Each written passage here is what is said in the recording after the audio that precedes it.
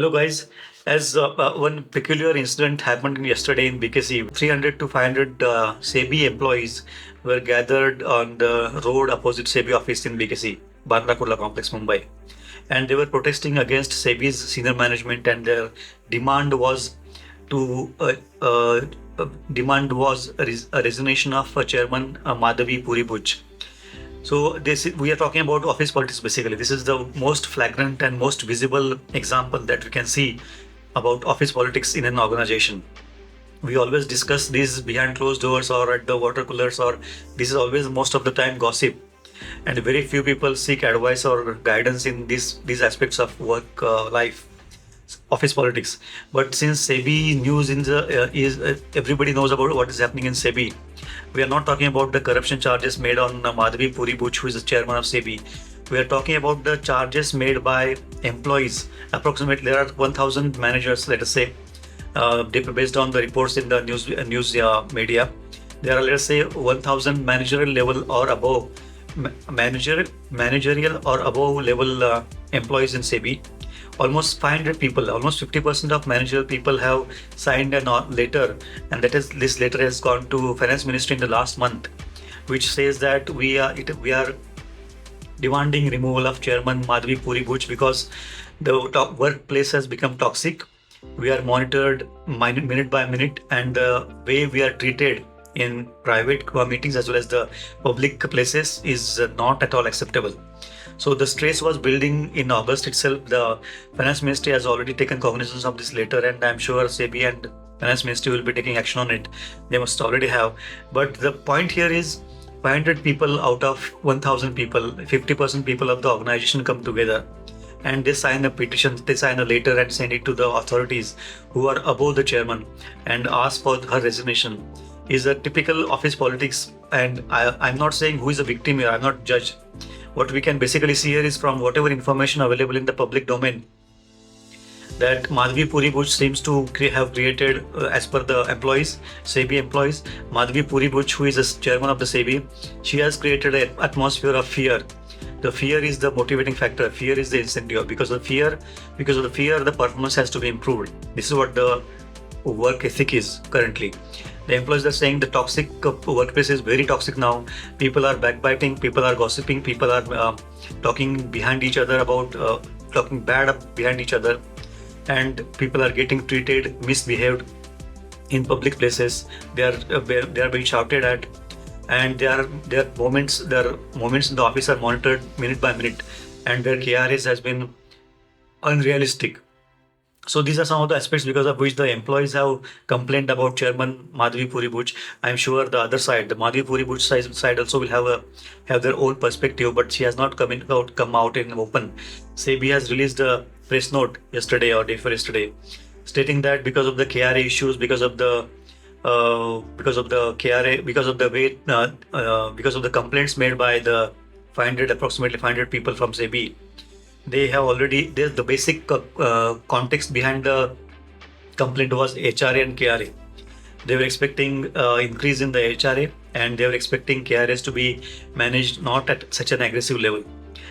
So what basically HR or the SEBI management is saying, employees were asking for rise in their salary in terms of HRA, and they were at the same time they were saying that our workload should not be increased, our target should not be increased. This is what the management is saying, and the employees are saying workplace HRA, KRA is okay, but workplace has become toxic. We are not treated properly. We have been shouted at. We have been called names in public places, in public meetings.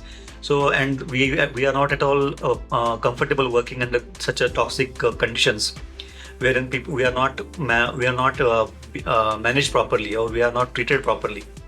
So this is a very flagrant example of public office politics basically, and most of the times office politics is always the discussion behind the closed doors or near the water coolers, or it is a gossip. But this is the first time, I think, at least in my observation, the office politics issue has come out in the open. Thanks to SEBI being a government organization, people have that liberty, or people can go to their senior management and complain, and at the same time they can protest because of the protection from the government as an employee. Obviously, the Finance Ministry and the SEBI senior management will take care of this, and employees also will be taken care of. But point here is the same freedom or the same leeway we may not get in the corporate world, wherein we are also victim. We can also be victims of office politics, and we can obviously complain to senior management. But then that's the end of it. If senior management also is in hand in gloves with the perpetrator or the politician in the office, then obviously nothing can be done other than maybe leaving the place or getting other job. So these are some of the aspects. The important point here is, as long as the office politics is always it starts with the individual. When I'm trying to take credit for somebody else's work, or when I'm trying to get ahead of somebody else without actually working. This is where the office politics takes negative turn. As long as we are working towards a common goal, pushing each other, using each other's strengths and ignoring weaknesses or managing weaknesses, it is all positive. Workplace politics can also be positive. But in this case, workplace politics is negative because one side of the organization is trying to push, one side of the organization is trying to use fear psychosis to improve performance and put enormous pressure on the employees to work. On the other hand, the other side, in their own words, they are asking, the other side is saying that employees are asking for salary rise, and they want at the same time the KR is also to be comfortable. They don't want aggressive targets. So this is what the crux of the matter is. As long as the work politics is at a personal level, obviously it damages individuals related to the person. But if the negative office politics is institutional, that means a person is doing it and the institution is supporting the office politics negatively, or the person is doing office politics, the institution is supporting, and the influencers who are actually managing the decision makers or the senior management themselves are in hand in gloves with all this chain of command, then obviously there is no way out, and the only way of breaking out of it is people getting out. Either the employees will leave or the management who is creating trouble will have to go. So office politics in the negative direction will always victimize somebody, and then somebody will take the blame and get out. If the institution like government institution like SEBI has to survive, obviously this kind of workplaces, toxic ethics and toxic work cultures cannot be tolerated, could not be tolerated, should not be tolerated. Because SEBI has a very mammoth task of monitoring India's growth story, especially from the stock market perspective, or how the companies function, how the companies are in compliance, etc., etc. So, if these individuals who are at decision-making authority, or if these institutions get manipulated or compromised, obviously it is going to be a very different story altogether.